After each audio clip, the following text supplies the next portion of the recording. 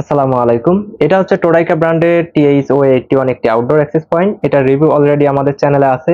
তবে আজকে ভিডিও করার মূল উদ্দেশ্য হলো যে এই প্রোডাক্টটি হঠাৎ এত জনপ্রিয়তা কেন পেল, এর পিছনের কারণগুলো আসলেই কি। প্রথমে যদি এই বিষয় নিয়ে আলোচনা করতে হয় তাহলে আসতে হবে অন্যান্য যে আউটডোর অ্যাক্সেস পয়েন্ট গুলো রয়েছে এগুলো কি অফার করতেছে, আর এটি বা কি এমন অফার করতেছে যে কারণে এত জনপ্রিয় হয়ে উঠলো। এর পিছনে আমি যে কারণগুলো খুঁজে পেয়েছি সেগুলো আপনাদের সঙ্গে আলোচনা করব। সেই প্রথমত যদি বলতে হয় বাজারে যে সকল আউটডোর অ্যাক্সেস পয়েন্ট পাওয়া যায় কম্পাস্টের ক্ষেত্রে সেগুলো হয় 48 ভোল্ট, কিন্তু এটাতে রয়েছে 24 ভোল্ট সাপোর্ট।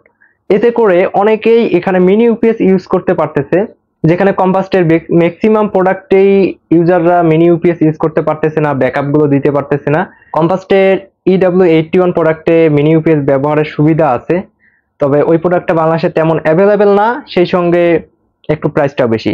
এই দিক বিবেচনায় যেহেতু এটার প্রাইসটা একটু কম, প্রায় 5500 টাকা, সে কারণে জনগণ এটাতে যেহেতু মিনি ইউপিএস ইউজ করার সুবিধা পাচ্ছে, এই কারণে এটা ব্যবহারে খুব আগ্রহ বাড়তেছে।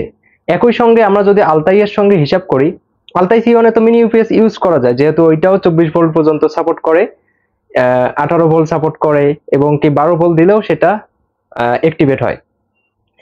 তাহলে তো এই দিক বিবেচনায় আলতাই সিওনটা নেওয়া উচিত ছিল সবার, কিন্তু বাংলাদেশ মার্কেটে এত বেশি টাকা দিয়ে কেউ প্রোডাক্ট নিতে চায় না, তাই আলতাই সিওনের দাম যেহেতু 9000 টাকা 10,000 টাকা এইরকম, এই দিক বিবেচনায় সবাই টোরাইকার প্রোডাক্টটার দিকে আগ্রহী হচ্ছে, যেহেতু এটা আবার 360 ডিগ্রি কভার প্রদান করে।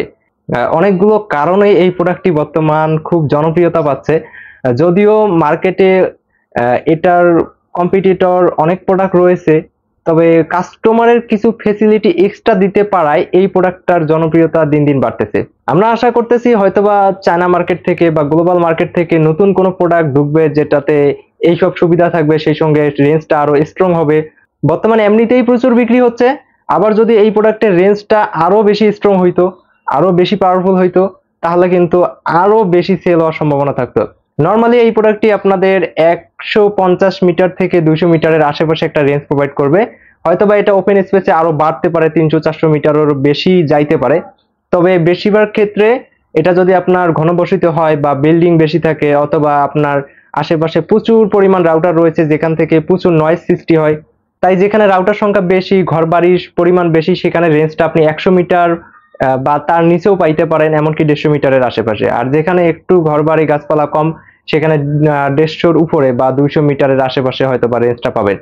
আর মোট কথা হচ্ছে আউটডোর অ্যাক্সেস পয়েন্ট গুলো আমরা যে সব পরিবেশে ব্যবহার করি সেগুলো কখনোই ওপেন স্পেস হয় না একদম, তাই ওপেন স্পেসের রেঞ্জটা আমরা কখনো এখানে নিয়ে আসতে চাই না। এতে করে অনেকেই মনে আশা নিয়ে ভিডিও দেখে একটা আউটডোর অ্যাক্সেস পয়েন্ট কিনবেন, আবার দেখা যাবে যে আমাদের বললাম যে ওপেন স্পেসে এটা টেস্ট করে দেখাইলাম আপনাদের 500 মিটার 600 মিটার পায়, কিন্তু আপনি কেনার পর দেখতেছেন 200 মিটার 150 মিটার পাচ্ছে, তখন তখন আপনি হচ্ছে একটা ক্ষতিগ্রস্ত হবেন। তাই আমি চাই আপনাদেরকে প্রকৃত তথ্যটা দেওয়ার। এইসব প্রোডাক্ট আপনারা যেটাই কেনেন আউটডোর অ্যাক্সেস পয়েন্ট ম্যাক্সিমাম ক্ষেত্রে এগুলো 150 মিটারের আশেপাশে রেঞ্জ আপনাদের প্রোভাইড করবে।